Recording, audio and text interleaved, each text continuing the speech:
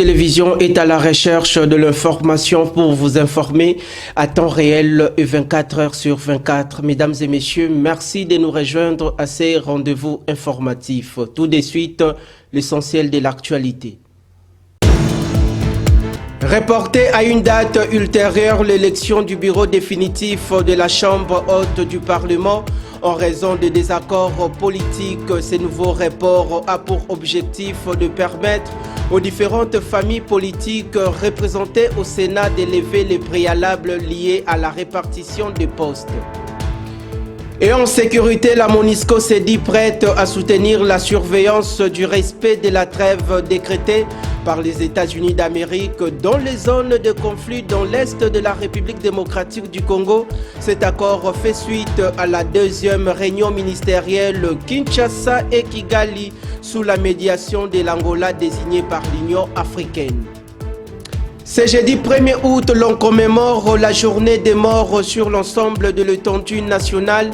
Les cas à Kinshasa, plusieurs familles se sont rendues au cimetière pour se souvenir de leurs êtres chers et assainir les tombes.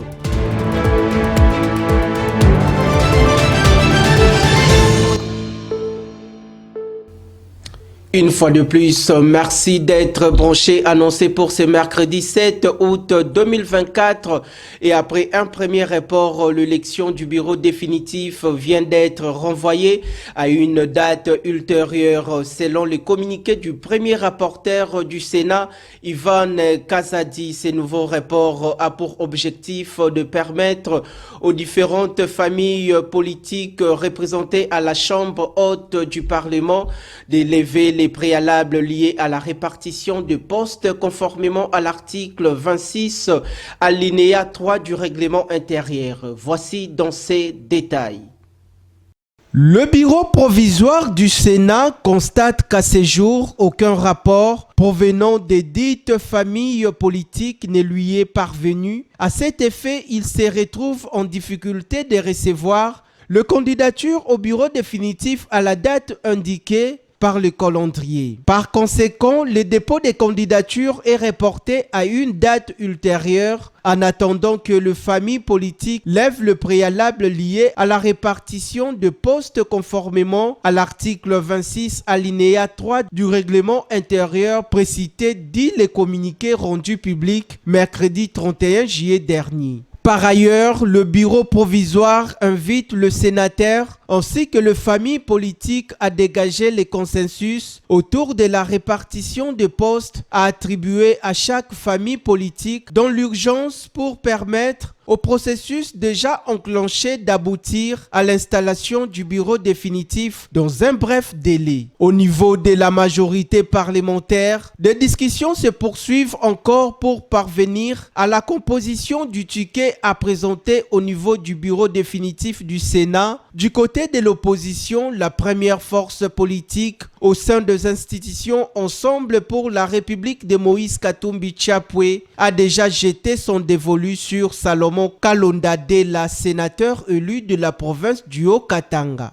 Notons par ailleurs que l'élection et l'installation du bureau définitif du Sénat vont automatiquement marquer la fin de la session extraordinaire inaugurale ouverte par la mise en place du bureau d'âge du Sénat conformément aux dispositions de l'article 114 de la Constitution de la République. Ce nouveau bureau, qui sera élu, va succéder officiellement au bureau de Modeste Bahati Lukwebo, qui a géré la Chambre haute du Parlement durant 3 ans en remplacement du bureau d'Alexis Tambwe Mwamba. D'un dossier à un autre, sachez que le vice-premier ministre en charge des transports, Jean-Pierre Bemba Gombo, a présidé mercredi 31 juillet dernier dans son cabinet de travail au sein de son institution une réunion d'orientation des travaux d'élaboration des prévisions budgétaires de l'exercice 2025 de ses portefeuilles de l'État. Suivez. Son Excellence vient de nous donner des orientations précises par rapport aux travaux de l'élaboration de prévision du budget de notre ministère. Donc, il nous a demandé de respecter la vision du président de la République qui se trouve dans le programme d'action du gouvernement. Lui-même nous a donné des actions prioritaires et il nous a demandé de tout faire pour que ces projets retenus dans le programme d'action du gouvernement soient inclus dans la loi de finances 2025 en élaboration. Et à notre niveau, nous sommes prêts. Maintenant là, nous sommes en train de descendre avec les experts pour que nous puissions déjà dès aujourd'hui commencer le travail de manière que au plus tard, le 5 août, nous puissions lui remettre nos prévisions du secteur, c'est-à-dire administration, entreprises publiques, établissements publics, et les prévisions des services spécialisés du ministère. Et à partir d'ici, nous irons alors à la campagne, disons à la conférence budgétaire pour défendre ces prévisions auprès des amis du budget. Et à la fin, s'il y a des points de désaccord éventuels, nous viendrons lui faire rapport pour qu'à son niveau, il puisse interagir avec son Excellence Monsieur le ministre de l'État du budget pour que les cas échéants, il puisse harmoniser. Poursuivons ce journal par cette information. La résidence de l'ancien président de la République démocratique du Congo, Joseph Kabila Kabange, est située sur l'avenue Ouvira. Dans la commune de la Gombe, la police congolaise a décidé ce jeudi 1er août de déloger le gène de la force du progrès de leur base du quartier Gramalik en Galema. D'après le commissaire provincial de la police ville de Kinshasa, Blaise Kilimbalimba, la population de ces coins peut se rassurer de la présence de policiers pour leur sécurité. Regardez. Il n'y a pas de magie d'obtenir toutes les énergies. Nous avons eu le temps d'étudier, d'analyser la situation et de la porter auprès de tous les acteurs qui pouvaient donner solution à cette situation. Et l'événement d'hier était comme une goutte d'eau qui a fait déborder la vase. Donc, avec le déguerpissement cavalier qui a eu lieu à l'immeuble Camoun et le raid que ce groupe a effectué à la résidence de l'ancien président de la République, ont fait que nous puissions appréhender quelques-uns en flagrance. Et ceci, l'enquête étant, ça nous a conduit à identifier les lieux de provenance des malfrats qui ont troublé l'ordre public hier. Là, nous voudrions remercier le président de la République, chef de l'État, par son impulsion et toute sa hiérarchie, et toute la hiérarchie qui l'accompagne, le vice-premier ministre, le ministre de l'Intérieur, le commissaire général de la police, le gouverneur des provinces, tous les services de sécurité qui ne faisaient qu'étudier de quelle manière trouver une solution définitive à ces problèmes. Et aujourd'hui, nous y sommes là.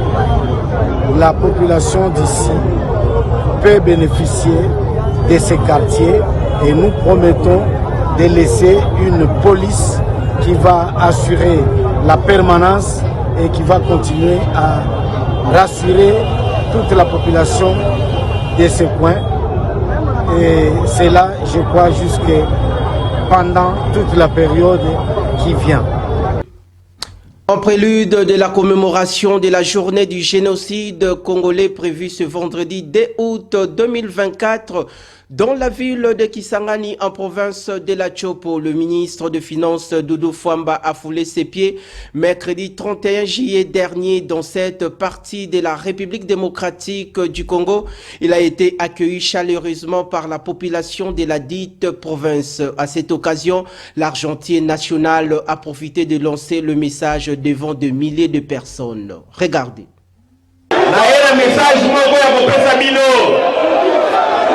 Message toza nango ezalaka moko ezali d'abord kopesa bino merci Merci pour Bopolaki Mokonzi ya mboka, mwana na bino, makila na bino, Félix Antoine Tshisekedi Fati Beton à 80%. Womi mettre la maboko bana chopo. Bana chopo womi mettre la maboko. Bovotaki awa plus de 80%. Mokonzi ya mboka. La minute Mokonzi ya mboka le biboye. Alingi lisusu ma promesse que batoto wa chopo il faut bomona 80% na bino. Ezaba voter.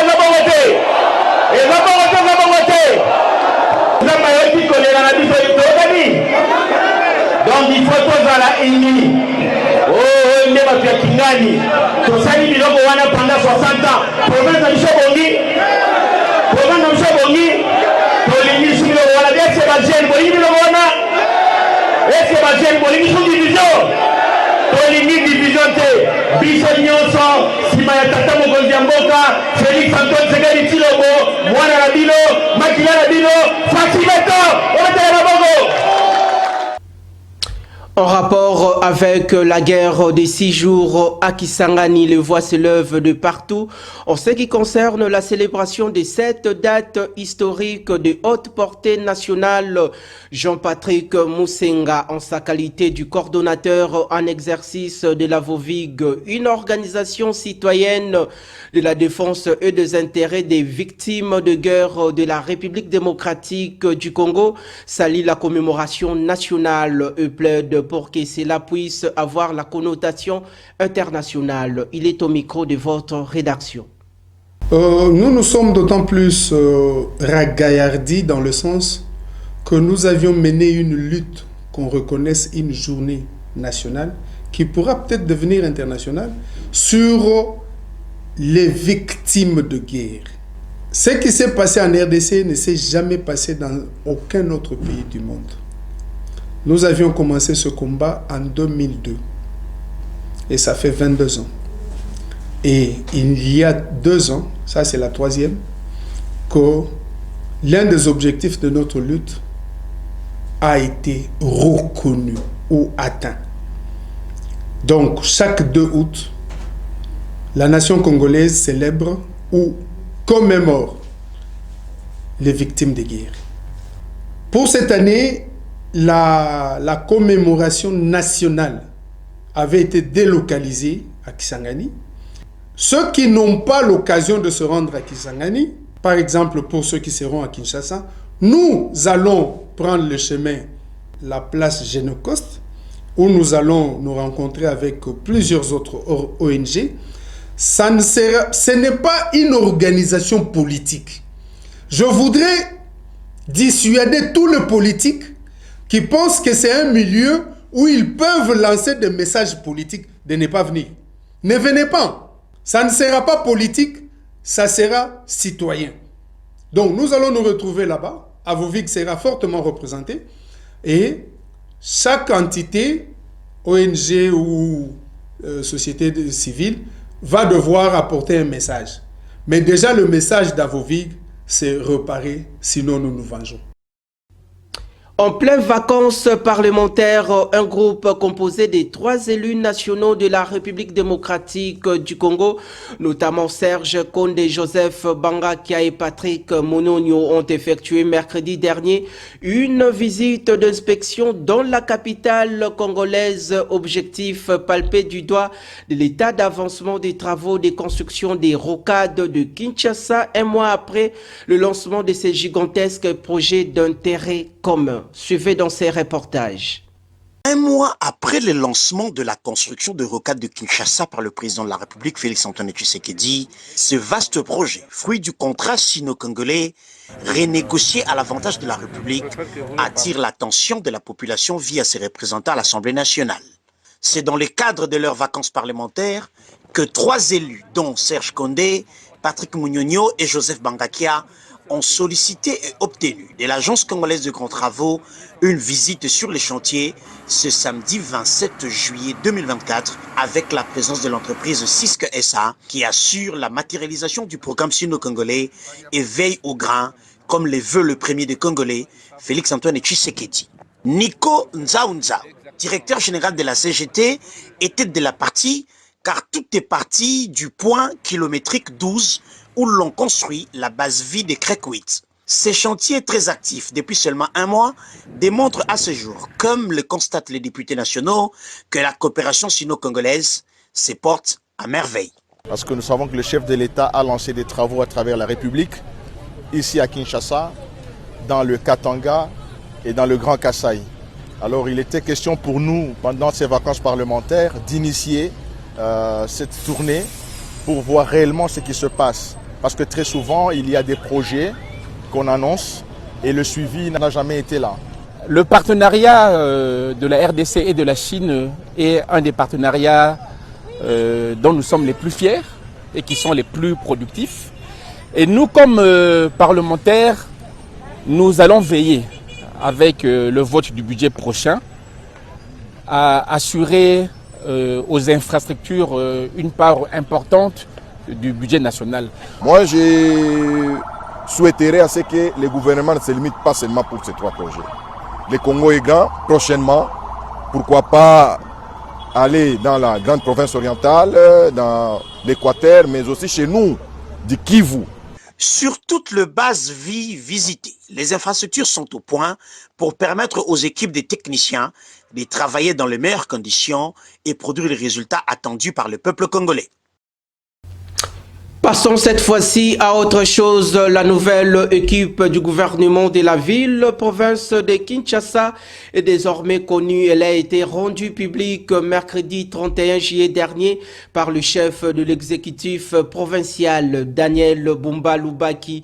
Au total, 10 ministres, comme l'a exigé le vice-premier ministre en charge de l'Intérieur, Maître Jacquemin Chabani Louko, qui avait refusé l'ancienne liste de membres de l'équipe du gouvernement provincial au mois de juin dernier dans la capitale congolaise. Voici dans ces détails. Il a rendu public son gouvernement provincial composé de 10 membres. Daniel Mbumba signe un arrêté 008 du 31 juillet 2024 portant nomination de ministres provinciaux de la ville-province de Kinshasa. Avec son vaste programme et ambitieux, nous osons croire que cette équipe gouvernementale pourra donc répondre aux attentes des Kinoises et Kinoises qui attendaient à pied d'œuvre ces membres du gouvernement provincial. Les finances et l'économie, Yvette Tembo Koulefouka, le ministère des infrastructures et travaux publics, Alain Tchulungu, à l'intérieur, sécurité, justice et affaires coutumières, Thierry Chitenga Kabouya, le ministre du plan, budget, emploi et tourisme, Jésus Noël Cheke, le ministère de l'environnement et propriété publique et embellissement de la ville de Kinshasa, Léon Moulumba Mwanachia, ministère des Transports, Bob Amiso Yoka. On retrouve à l'éducation et citoyenneté Jeannot Kano Larose, le ministère de partenariat public et privé et commerce, petite et moyenne entreprise, Fiston Lukebo Moussengo pour les hydrocarbures, mines et portefeuilles, Jackson Pungu Chimankinda. Et pour terminer, les ministères de la Santé publique, Hygiène et Prévention, Patricien Gongo Abakassi. Signalons à ce sujet que l'Assemblée provinciale de Kinshasa a donc convoqué une session extraordinaire ce vendredi pour l'investiture de ce gouvernement provincial. Et à l'Assemblée provinciale de Kinshasa, une session extraordinaire de l'investiture du gouvernement de Daniel Bumba Lubaki est bien prévue ce samedi 3 août 2024 dans cette institution de la représentation quinoise. Mercredi 31 juillet dernier, les travaux de colloque organisés par la dynamique Sauvons les Kasaï centrale, c'est le ministre provincial de l'Intérieur Alain Lukusa Wampoy qui a représenté les gouverneurs de la province Joseph Moïse Kamboulou empêché. Il a exhorté les participants à ces travaux de ne pas laisser lettre morte les conclusions issues de ces assises qui permettront le décollage de la dite province. Voici dans ces commentaires de Patrick John Mukengeshai.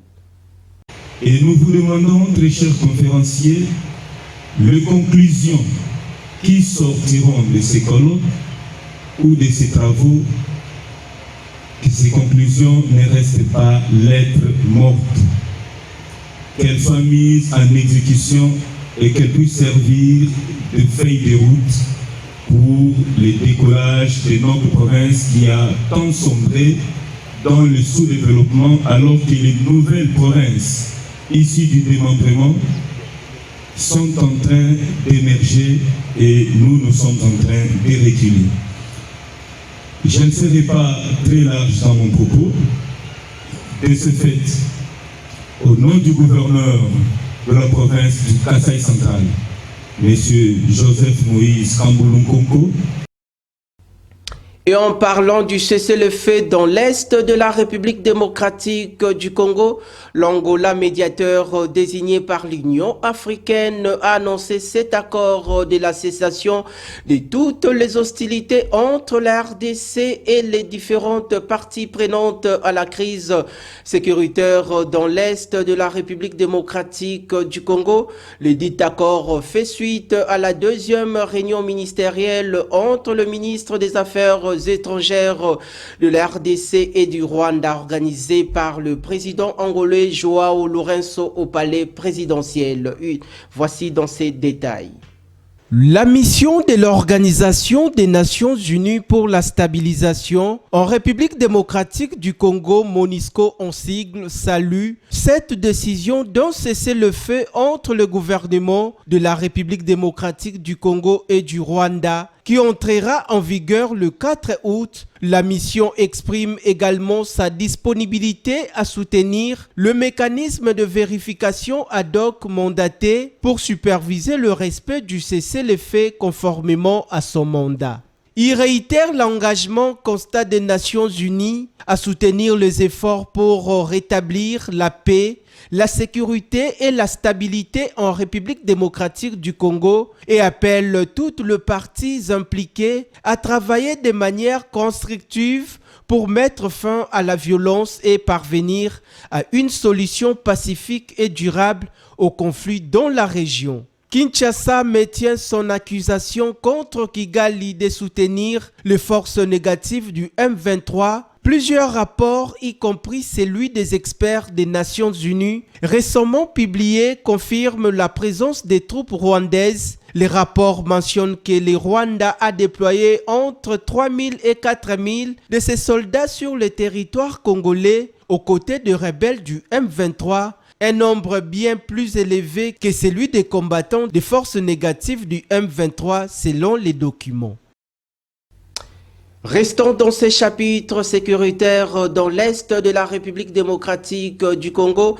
Il faut savoir que les effets de la pacification sont palpables dans la province de l'Ituri grâce à l'implication personnelle du gouverneur militaire Johnny Luboya Kanshama, que le marché Ouzi a relancé toutes ses activités à caractère commercial fermées depuis longtemps pour des raisons de l'insécurité grandissante dans ces coins du pays. Voici dans ces reportages. Après 6 ans d'inactivité, Ouzi, le marché le plus important du territoire de Ndjougou, situé à environ 90 km au nord-est de la ville de Bunia, a officiellement réouvert ses portes. La cérémonie de la réouverture et de sensibilisation de la population environnante a eu lieu ce lundi 29 juillet 2024 par l'administrateur policier, représentant du gouverneur militaire à cette activité, accompagné de la 32e région militaire ainsi que de la MONUSCO. Le marché Ouzi, situé dans le village portant le même nom, va devoir reprendre son rôle datant, celui de la cohésion sociale entre Ituriens, souhait les plus ardents du commandant des opérations et gouverneur de l'Ituri, le lieutenant-général Luboya Kanshama Johnny. Positionné comme un carrefour girotoire entre près de 5 collectivités des communautés Hema et Lendu, dont Walendu Djati, Walendu Tati, Bahema Baguru, Bahema Badjere, ainsi que Bahema Nord, ce marché avait vu ses activités perturbées, voire interrompues par l'activisme de groupes armés, principalement la Codeco. Favorable à l'appel des autorités de l'état de siège sur la paix et la cohabitation pacifique, une dizaine de chefs de différents groupements des 2 communautés présents à cette activité ont, avec enthousiasme, promis de travailler dans l'union pour la cohésion sociale. À Joël Mandé, chef du secteur de Walendou Tati, de rappeler l'importance de ce marché. Si vous n'êtes pas au courant, ce marché de Ouzi a son histoire particulière. Ce marché était carrefour. C'est par ici que les gens venaient chercher les poules, les chèvres ainsi que les produits chapitres. Les gens venaient de partout, tels que les habitants de Mombasa, de Aru, Bunia ainsi que Mungwalu, venaient s'approvisionner à Ouzi. De l'occasion, le commissaire supérieur principal, Rifin Mapela Mvinyama, administrateur du territoire de Ndjougou, d'appeler la population à saisir cette opportunité de refaire le développement de leurs milliers. Il rassure également la population des mesures prises pour le renforcement de sécurité. D'un dossier à un autre, les familles congolaises ont célébré ce jeudi 1er août 2024 la journée des morts en République démocratique du Congo, une date historique instaurée par l'État congolais pour se souvenir des êtres chers déjà décédés. Il était présent sur le lieu Espoir Kinamvidi depuis Mitendi dans la commune de Mongafula. Donnez-nous toutes les explications de l'ambiance qui a régné aujourd'hui. Comme il est de coutume, chaque 1er août, on commémore la journée des morts. Et c'est le cas pour ce jour du jeudi 1er août 2024. Nous sommes précisément au cimetière de Mitendi, dans la commune de Mongafula, à Kinshasa. On peut bien constater le parent, le fils, les petits-fils, les neveux, nièces sont venus aussi pour se recueillir pour les uns, mais également pour assainir les lieux où sont logés leurs êtres chers. Il est constaté ici qu'il y a d'autres cimetières où d'autres personnes enterrées sont carrément abandonnées par leurs frères ou leurs familles. Et il y a les autres qui sont venus pour essayer un peu de repeindre les lieux pour ceux-là qui ont eu l'occasion pour construire. Mais ceux-là qui n'ont pas construit, on peut bien voir que certains cherchent aussi à construire à nouveau ces lieux ou des tombes. Mais également, il y a l'entretien qui s'est fait vraiment dans le bon sens. Alors, nous avons constaté aussi déjà dès l'entrée dans ce cimetière qu'il y a un bureau installé où quand on vient, on se renseigne très bien. Il y a le personnel de ces lieux vous indique réellement là où est logée votre personne dont vous êtes venu chercher. Mais par rapport à ceux qui se disent qu'on demande l'argent et qu'on sort, il n'y a pas assez de tracasseries, il n'y a pas de désordre. Chacun au moins retrouve les lieux où est enterré son frère, sa mère, son père ou la personne qui est venue réellement chercher. Donc c'est le constat qu'on a pu réaliser ou observer dans ces lieux de Mitendi. Abordons les questions sportives au niveau national. Dans les soucis d'encadrer, former les enfants pendant cette période de vacances et surtout de les apprendre une discipline sportive, le coach Dr Mutombo et Mike Dikobo mettent leurs énergies ensemble pour initier les enfants à l'apprentissage du basketball. L'Académie Maison des Jeunes est mise en place pour une bonne formation dans cette discipline. Voici dans ces détails signé Patrick John Mokengeshai. Cet endroit est une véritable pépinière, une vraie école de formation en basketball. Ici, plus d'une centaine d'enfants, filles et garçons, venus de toutes les communes de la ville de Kinshasa, apprennent le basique du basketball. Toutes les catégories confondues, du débutant au professionnel, avec 2 séances par jour, matin et soir. Ces jeunes sont soumis à un certain nombre d'exercices leur permettant à maîtriser dans quelques mois la pratique du basketball. Le coach Mike Diboko, qui se bat pour cette académie nuit et jour, revient sur les objectifs de cette école de formation. L'objectif, c'est d'abord encadrer la jeunesse, parce que ces derniers temps, on a beaucoup de problèmes dans notre pays. Il y a un problème d'encadrement de la jeunesse.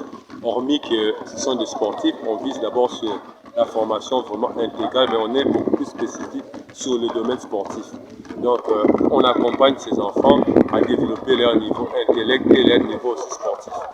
La confiance, c'est d'abord le sérieux qu'on met dans ce qu'on est en train de faire et aimer ses enfants. Notez que l'Alliance Maison de Jeunes, cette académie, se trouve au 10e rue Cité Verte, référence Concession Lac, dans la commune de Selembao. Cette œuvre est le fruit réfléchi du coach Dr Mutombo, qui est le visionnaire de cette académie du basketball. Parlons cette fois-ci de valeurs nutritives. Que savez-vous de l'ananas? Complétez votre connaissance à travers ces commentaires signés par votre rédaction. L'ananas est connu principalement pour son fruit comestible, qui est en réalité un fruit composé. Il se cuisine aussi bien dans les desserts que dans le plat sucré-salé. Riche en vitamines et minéraux, il apporte une multitude de bienfaits pour la santé. L'ananas est hydratant, rafraîchissant de sa très grande richesse en eau. Il est anti-inflammatoire et analgésique. Il a un bon pouvoir antioxydant. Ils peuvent contribuer à prévenir l'apparition de plusieurs maladies, entre autres le cancer, les maladies cardiovasculaires et diverses maladies chroniques, en neutralisant le radicaux libre du corps.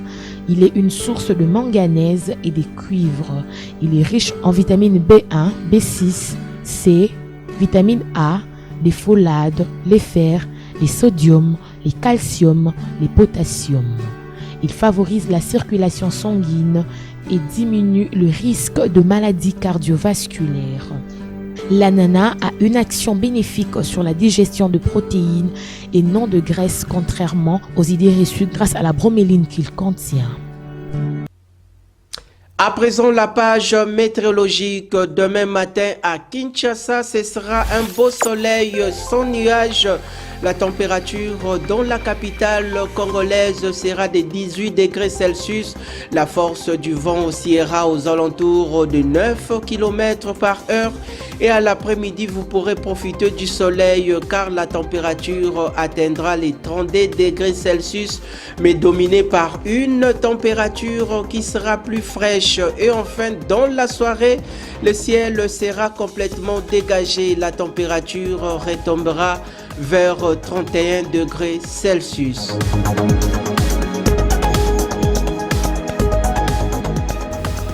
Fin de cette grande édition d'information sur nos antennes. Vous venez à peine de nous rejoindre. Place au rappel des titres. Reporté à une date ultérieure l'élection du bureau définitif de la Chambre haute du Parlement en raison des désaccords politiques. Ce nouveau report a pour objectif de permettre aux différentes familles politiques représentées au Sénat d'élever les préalables liés à la répartition des postes.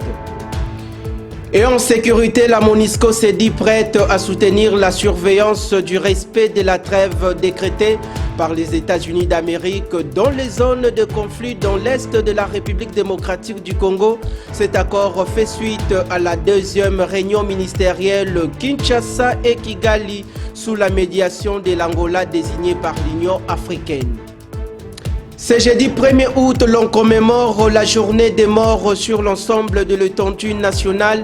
Les cas à Kinshasa, plusieurs familles se sont rendues au cimetière pour se souvenir de leurs êtres chers et assainir les tombes.